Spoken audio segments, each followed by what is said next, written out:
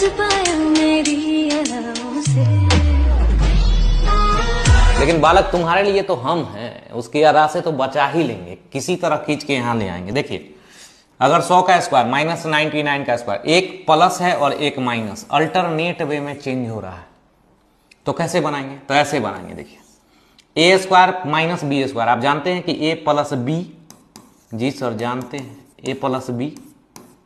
जिस दिन आप लिखेगा ए माइनस बी तो 100 में से 99 घटाइएगा तो एक से इसमें गुना करेंगे तो कोई फर्क पड़ेगा? नहीं पड़ेगा, तो इसको छोड़ दीजिए, इसका कहानी खत्म। फिर सब में यही बात होगा, तो 98 प्लस 97 को लिख लेंगे, यानी प्लस वाला को लिख देंगे, बीच में प्लस है तो प्लस देते रहिएगा, और माइनस वाला को भूल जाइए। क्यों? क्योंकि 98 में से 97 घटाएंगे तो एक से गुना करेंगे तो कोई फर्क नहीं पड़ेगा। यहाँ भी वही बात, प्लस वाला को लिख लीजिए और माइनस वाला को भूल जाइए।